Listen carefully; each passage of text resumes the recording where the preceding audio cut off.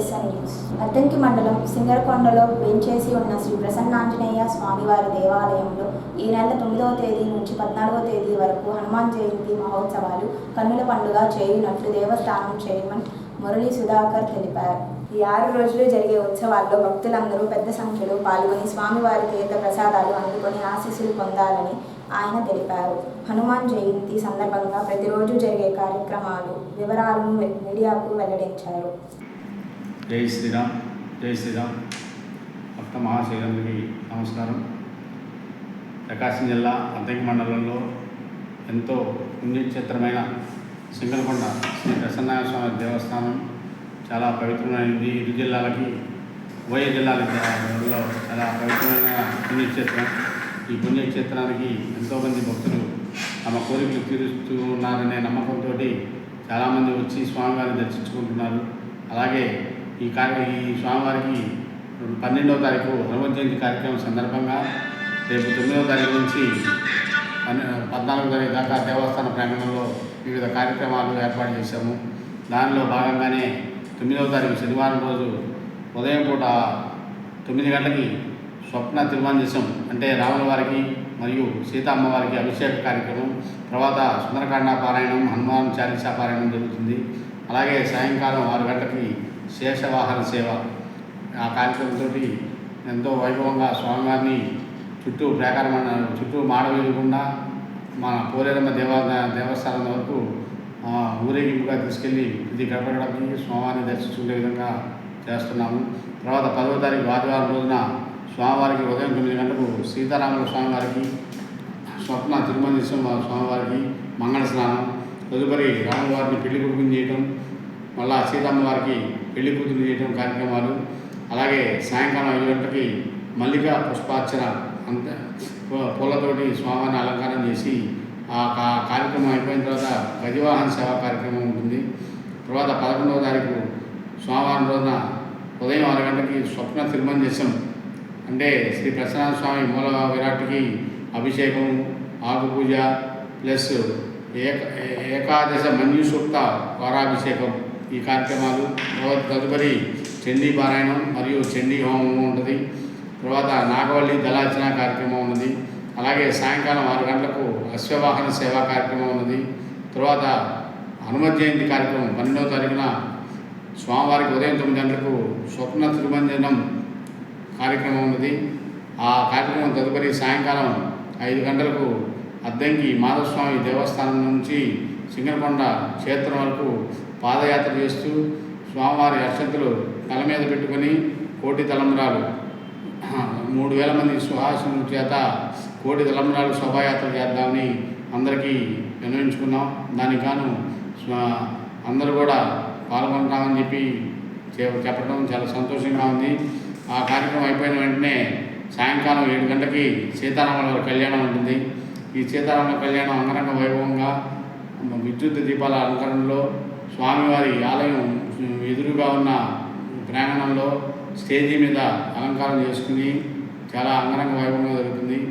తరుపతి 13వ తారీఖు ఉదయం 9 గంటలకి స్వామివారికి వసంతోత్సవ కార్యక్రమం ఉంది. స్వప్న తిరుమంజనం వసంతోత్సవ కార్యక్రమం ఉంది. అంటే మామిడి పూలతోటి విశేషార్చన కార్యక్రమం జరుగుతుంది. సాయంకాలం 5 గంటలకు పుష్పయాగం పూలతోటి పుష్పయాగం చేస్తారు స్వామివారికి. తదుపరి రథోత్సవ కార్యక్రమం కూడా ఉన్నది. తర్వాత 14వ తారీఖు మా పాలకవర్గ సభ్యుల చేత స్వామివారికి అష్టోత్తర శత కళాభిషేకం అంటే 108 కలశాలతోటి స్వామివారికి అష్టోత్తరం చేస్తారు. తదుపరి హోమ కార్యక్రమం తర్వాత పూర్ణాహుతి కార్యక్రమం ఉంటుంది. సాయంత్రం 6 గంటలకు అవబృందం వేదాశీర్వచనం ఉంటుంది. పాలకవర్గ సభ్యులకి సేవ చేసిన వాళ్ళందరికీ అందరినీ ఆశీర్వదిస్తారు. తదుపరి తీర్థప్రసాదంతో ఈ 6 రోజుల కార్యక్రమం జరుగుద్ది. ఈ కార్యక్రమాలు మొత్తం దాతల సహకారంతో జరుగుతుంది. మా పాలకవర్గ సభ్యులు, అర్చకులు, యువ గారు ఈ కార్యక్రమంలో పార్టిసిపేషన్ చేసి ఇంతవరకు ఎప్పుడూ లేని విధంగా బాగా జరుపుకోవాలనే ఉద్దేశంతో అందరినీ కలుపుకొని ప్రతి ఇంటింటికి పాంప్లెట్ పంపించి దీంట్లో ఆర్ఎస్ఎస్ వాళ్ళు కూడా పాల్గొని ఈ ప్రతి డోర్ టు డోర్ పాంప్లెట్స్ ఇస్తున్నారు. ఇలాంటి మంచి కార్యక్రమం మనం ఈ దేవస్థానం కూడా జరపడం మన జిల్లాలోనే ప్రసిద్ధ పుణ్యక్షేత్రం కాబట్టి భక్తులందరూ వచ్చి స్వామి వారిని దర్శించుకొని తీర్థప్రసాదంలో తీసుకోవాల్సిందిగా కోవడమైంది. భక్త మహాశివులందరికీ ఎవరికి ఏ ఆటంకాలు ఇబ్బంది లేకుండా ఇక్కడ దేవస్థాన ప్రాంగణంలో మజ్జిగ, మంచినీళ్ళు, బయో టాయిలెట్స్ కూడా సౌకర్యం ఏర్పాటు చేసాం. దేవస్థానం వెనుక చిన్న పిల్లలు ఉంటే పాలు తాగే పిల్లలు ఉన్నా కూడా వాళ్ళకి ఇబ్బంది లేకుండా ఒక రూమ్ ఏర్పాటు చేసాం. అందువల్ల భక్తులు తప్పకుండా అందరూ వచ్చి స్వామిని దర్శించుకోవాల్సిందిగా కోవడమైంది. ఇక్కడ ఎండ అనేది లేకుండా 50 కూలర్ల మధ్యలో దేవస్థానం చుట్టూ పందిరి కూడా వేసి కార్యక్రమాలు బాగా జరగాలని చెప్పి అన్ని ఏర్పాట్లు కూడా జరుగుతున్నాయి. భక్తులందరూ రావాల్సిందిగా కోవడమైంది. ప్రసన్నాంజనేయ స్వామివారి దేవాలయంలో ఈ నెల 9వ తేదీ నుంచి 14వ తేదీ వరకు జరుగు హనుమాన్ జయంతి శ్రీ సీతారాముల కళ్యాణ మహోత్సవం సందర్భంగా శ్రీమతి శ్రీలత మరియు శ్రీ వేద వాగ్దేవి గారులచే ఆధ్యాత్మిక జరుగుతుందని భక్తులందరూ వేలాదిగా పాల్గొని జయప్రదం చేసి స్వామివారి కృపకు పాత్రులు కావాలని సింగరకొండ దేవస్థానం అసిస్టెంట్ కమిషనర్ తిమ్మానాయుడు తెలిపారు. అందరికీ నమస్కారం. నేను మీ సింగర్ శ్రీలలిత. మన సింగరకొండ ప్రసన్నాంజనేయ స్వామి వారి దేవస్థానంలో ఈ నెల 9వ తేదీ నుండి 14వ తేదీ వరకు హనుమత్ జయంతి ఉత్సవాలు ఎంతో అంగరంగ వైభవంగా జరుపుతున్నారు. ఈ 12వ తేదీన హనుమత్ జయంతి సందర్భంగా సీతారాముల కళ్యాణం కోసం 1,000,000 తలంబ్రాల దీక్షావాసం చేస్తున్నారు. మహిళలందరూ కూడా ఈ తలంబ్రాల దీక్షలో పాల్గొనే గొప్ప అవకాశం కల్పిస్తున్నారు. నేను కూడా ఈ దీక్షకి విచ్చేస్తున్నాను. మీరందరూ కూడా తప్పనిసరిగా విచ్చేసి ఆ సీతారాముల హనుమంతుల కృపకు పాత్రలు అవ్వాల్సిందిగా కోరుకుంటున్నాను. Thank you. భక్త మహాశయులకు నమస్కారం. నేను మీ పవన్ చరణ్, ప్రముఖ సినీ నేపథ్య గాయకుడిని. గుర్తున్నాను కదండి? అదేనండి, మన సింగరకొండ ప్రసన్నాంజనేయ స్వామి వారి దేవస్థానంలో హనుమత్ జయంతి ఉత్సవాల్ని 9వ తేదీ నుండి 14వ తేదీ వరకు జరుపుతున్నారు. హనుమత్ జయంతి సందర్భంగా 12వ తేదీన సీతారాముల కళ్యాణం కొరకు 1,000,000 తలంబ్రాల దీక్షావాసం చేయుచున్నారు. ఆ దీక్షలో మీ అందరితో పాటు నేను కూడా పాల్గొనడానికి 12వ తేదీన సింగరకొండ ప్రసన్నాంజనేయ స్వామి దేవస్థానంకి వస్తున్నాను. మీ అందరూ కూడా వస్తారు కదూ? ఆ 12వ తేదీన రాముల వారి భక్తి పాటలన్నింటినీ కూడా మనందరం కలిసి ఆలపించుకుందాం. దయచేసి 12వ తేదీన హనుమత్ జయంతి రోజున ఆ 1,000,000 తలంబ్రాల దీక్షావాసంలో పాల్గొంటారని భావిస్తూ నమస్కారం. అద్దంకి పట్టణ పరిధిలో మున్సిపాలిటీ అనుమతి లేకుండా లేఅవుట్లు వేయడం, అలాగే ప్లాటు క్రమ విక్రయాలు నిర్వహించడం చట్టవిరుద్ధం. పట్టణంలో లేఅవుట్లు ఏర్పాటునకు అనుమతి ఇచ్చుటకు మున్సిపాలిటీ వారికి మాత్రమే అధికారం కలదు. మున్సిపాలిటీ అనుమతి లేకుండా ఏర్పాటు చేసిన లేఅవుట్లు, వాటిలో ఏర్పాటు చేసిన హద్దురాలను సంబంధిత యాజమానులు తక్షణమే స్వచ్ఛందంగా తొలగించుకోవాలి. లేని పక్షంలో మున్సిపాలిటీ వారు ఎటువంటి ముందస్తు నోటీసు లేకుండానే వాటిని ఆ ఖర్చులను సంబంధిత లేఅవుట్ల యాజమానుల నుండి వసూలు చేయబడును. అందువలన ఏదైనా ఫ్లాట్ కొనుగోలు చేయుటకు ముందు ఆ లేఅవుట్కు మున్సిపాలిటీ అనుమతి ఉందో లేదో తప్పనిసరిగా నిర్ధారించుకొని తరువాత మాత్రమే కొనుగోలు నిర్ణయం తీసుకోవాల్సిందిగా కోరడమైనది. కావున పట్టణ పరిధిలో మున్సిపాలిటీ అనుమతి లేకుండా లేఅవుట్లు వేయు వారిపై కఠినమైన చట్టపరమైన చర్యలు తీసుకోబడును. అద్దంకి పట్టణ ప్రజలకు విజ్ఞప్తి అండి. మన అద్దంకి పురపాలక సంఘానికి లేఅవుట్లు పర్మిషన్ ఇవ్వడానికి పూర్తి స్థాయి అధికారం ఉంది. గతంలో అర్బన్ డెవలప్మెంట్కి వెళ్ళి లేఅవుట్లు అనేది అప్రూవల్ పొందాల్సి ఉండేది, కానీ ఇప్పుడు ఈ అధికారం అనేది మున్సిపాలిటీకి ఇచ్చారు. అయినప్పటికీ కూడా కొన్ని ఈ రియల్ ఎస్టేట్ వ్యాపారస్తులు పురపాలక సంఘం నుంచి ఎటువంటి అనుమతి పొందకుండా రియల్ ఎస్టేట్ ప్లాట్స్ వేయటం, అందులో మున్సిపాలిటీకి ఇవ్వాల్సిన ఓపెన్ ప్లేస్ అయితే ఏదైతే ఉందో దాన్ని ఇవ్వకుండా ఉండటం, దానివల్ల భవిష్యత్తులో కొనుగోలుదారుకు అక్కడ ఎటువంటి ప్లాన్లు కూడా మంజూరు చేయబడవు. ఇంటర్నల్గా డెవలప్మెంట్కి, అదేవిధంగా వాటర్ సప్లైకి కూడా పురపాలక సంఘం నుంచి ఎటువంటి అనుమతులు అయితే ఇవ్వబడవు. కాబట్టి ఎవరైతే ఈ కొనుగోలుదారులు ఎవరు ఉన్నారో వాళ్ళంతా జాగ్రత్తగా లేఅవుట్ అప్రూవ్ ఉందా లేదా అనేది చూసుకుని కొనుగోలు చేయవలసిందిగా తెలియజేయడం అయింది. వెంచర్దారులకు కూడా చెప్పేది ఏంటంటే వాళ్ళందరూ వాళ్ళు సొంతంగా వెంచర్కి వేసినటువంటి రాళ్ళు తొలగించవలసిందిగా తెలియజేయడం ఉంది. అట్లా కానీ అలా పురపాలక సంఘమే ఆ వెంచర్స్కి ఉన్నటువంటి అద్దురాళ్ళు తొలగించడం జరుగుతుంది. దాని కాస్ట్ని కూడా వాళ్ళ దగ్గర నుంచి వసూలు చేయబడిందని తెలియబడుతుంది. మరొకసారి ఈ కొనుగోలుదారుని రిక్వెస్ట్ చేస్తా ఉన్నాము, సరైన వెంచర్లో సరైన అనుమతి పొందినటువంటి ప్లాట్స్ మాత్రమే కొనుగోలు చేసి భవిష్యత్తులో మీకు మీ కుటుంబానికి కావాల్సినటువంటి అవసరాలను తీర్చుకోవడానికి ప్లాన్లు కానీ లేకపోతే ఈ వాటర్ సప్లై స్కీమ్స్ కానీ మిగతా ఏదైనా లబ్ధి పొందడానికి సరైన ప్లాట్లు అనుమతి పొందినటువంటి వెంచర్స్లో మాత్రమే ప్లాట్స్ కొనవలసిందిగా కోరుతా ఉన్నాను. Addanki tribal welfare residential school గిరిజన గురుకులంలో 2020-2027 విద్యా సంవత్సరానికి అడ్మిషన్లు ప్రారంభమైనట్లు ప్రిన్సిపల్ పురుషోత్తం వివరాలు వెల్లడించారు. 3వ తరగతి నుంచి 9వ తరగతి వరకు ఇంగ్లీష్ మీడియంలో బోధనతో పాటు ఉచిత హాస్టల్ పుస్తకాలు, యూనిఫామ్ సౌకర్యాలు కల్పిస్తున్నట్లు ఆయన తెలిపారు. ఆసక్తి గల విద్యార్థులు ఈ నెల 22వ తేదీలోపు నేరుగా పాఠశాలకు వచ్చి దరఖాస్తు చేసుకోవాలని ప్రిన్సిపల్ పురుషోత్తం మీడియా ద్వారా ప్రజలకు విజ్ఞప్తి చేశారు. నేను Addanki tribal welfare residential school ప్రిన్సిపాల్ని మాట్లాడుతున్నాను. 2026-27కి సంబంధించి అడ్మిషన్స్ ప్రారంభమైనవి. మన స్కూల్లో 3వ తరగతి నుంచి 9వ తరగతి వరకు అడ్మిషన్స్ జరుగుతున్నాయి. 3వ తరగతిలో ఎస్సీస్, బీసీస్, ఓసీస్ కూడా సీట్లు కేటాయించడం జరిగింది.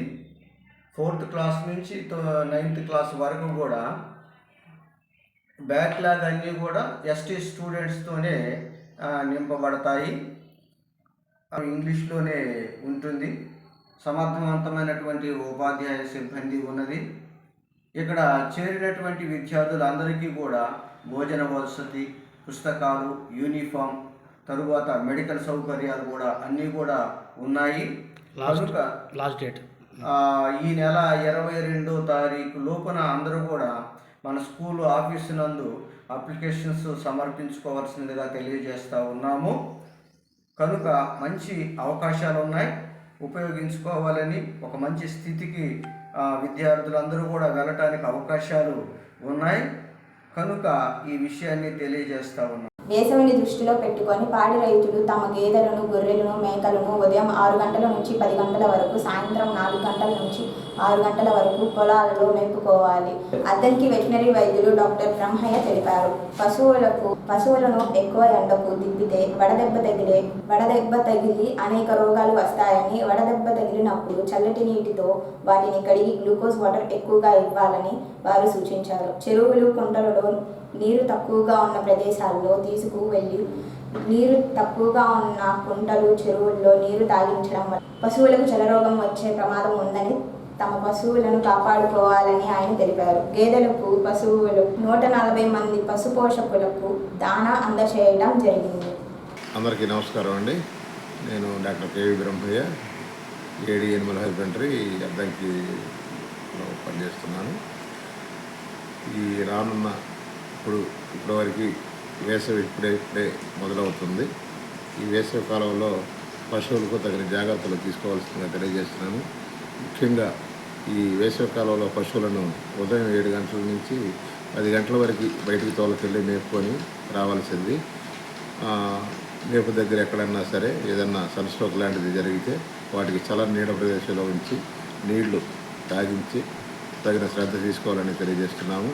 తర్వాత నీరు ఇంకిపోయినటువంటి కుంటలు, వాగులు, చెరువులు, దొరువులు దగ్గర ఈ పశువులని మేపకుండా ఉండాలని తెలియజేస్తున్నాం. ఎందుకంటే అక్కడ నీళ్లు తక్కువ నిల్వ ఉన్నటువంటి, నీళ్ళు అయిపోయినటువంటి చెరువుల్లో దొమ్మ జలగ రోగం వచ్చేదానికి ఎక్కువ అవకాశం ఉన్నటువంటి పురుగు ఉంటుంది. కాబట్టి ఆ నీళ్లు తాగినా, మేత ఎక్కడున్నా మేత వేసినా కూడా ఈ పశువులకి దొమ్మ రోగానికి, జలగ రోగానికి సంబంధించిన జబ్బు వచ్చేదానికి అవకాశం ఉంది. కాబట్టి వాటిని అవాయిడ్ చేయవలసిందిగా కోరుతున్నాము. తర్వాత మళ్ళీ తిరిగి సాయంత్రం 4 గంటల నుంచి 6 గంటల దాకా మళ్ళా బయటకు వెళ్ళి వేపుకొని రావడానికి వస్తే ఈ ఎండ తీవ్రత తగ్గి పశువులు ఆరోగ్యంగా ఉండటానికి సహాయపడుతుందని తెలియజేస్తున్నాము. పశువులకి వీరిని చల్లటి తాగునీటిని ప్రొవైడ్ చేయాలా. తర్వాత ఏదైనా సన్స్ట్రోక్ తాగినటువంటి పశువులకి బాగా నీళ్లతో తడిపి చల్లని ప్రదేశంలో ఉంచాలా. నీళ్లు ఎక్కువ మొత్తంలో తాగించాలా. అలాగే ఈ గ్లూకోజ్ ద్రావణము, మినరల్ మిక్చర్ ద్రావణము కలిపినటువంటి ORS ద్రావణాన్ని దపదపాలుగా వాటికి ఇచ్చినట్లయితే ఈ ఎండ వేసవిని తట్టుకొని ఆరోగ్యకరంగా జీవించడానికి ఎక్కువ అవకాశం ఉందని తెలియజేస్తున్నాను. అలాగే మనకి ఈ పాలిచ్చే పశువులకు దానా కూడా ఇటీవల 2 రోజులు తప్ప మనం డిస్ట్రిబ్యూట్ చేయడం జరిగింది. దాదాపుగా 140 మంది రైతులు లబ్ధి పొందారు. ఇంకా రావాల్సి ఉంది. వచ్చినప్పుడు మిగతా రైతులు కూడా ఇది అందించడానికి సహాయపడతామని తెలియజేస్తున్నాను. Thank you. వేసవిని దృష్టిలో పెట్టుకొని విద్యుత్ శాఖ మంత్రి గొట్టిపాటి రవికుమార్ ఆదేశాల మేరకు తెలుగుదేశం పార్టీ నాయకులు రంగిశెట్టి లహరి వారి మిత్ర బృందం పట్టణంలోని పాత ఎల్ఐసి కార్యాలయం వద్ద చలివేంద్రం ప్రారంభించి గత 28 రోజులుగా రోజుకు 4,000 మందికి పైగా ఉచిత మజ్జిగ, కూలింగ్ వాటర్ అందిస్తూ అద్దంకి పట్టణ చుట్టుప్రక్కల గ్రామాల ప్రజల ప్రముఖ వైద్యులు డాక్టర్ చదలవాడ ఫణీంద్రబాబు చేతుల మీదుగా ప్రారంభించిన చలివేంద్రం వేలాది మందికి దాహార్తిని తీర్చుతూ ప్రజలు మన్ననలు అందుకుంటుంది. ఈరోజు చలివేంద్రంలో మజ్జిగ, మంచినీరు పంపిణీకి డాక్టర్ చదలవాడ ఫణీంద్రబాబు సహాయ సహకారాలు అందించారు. ఈ కార్యక్రమంలో ఫణీంద్రబాబు, గారాలపట్టి శృతులయ్య, ఆయన సతీమణి అడ్వకేట్ గృహలక్ష్మి, ప్రముఖ న్యాయవాది సుభాష్, రంగిశెట్టి లహరి, గట్టుపల్లి రామారావు, ధర్మవరపు నాగేశ్వరరావు తదితర పట్టణ ప్రముఖులు వారి చేతుల మీదుగా పాదచారులు మజ్జిగ, మంచినీరు అందించి దాహార్తిని తీర్చారు.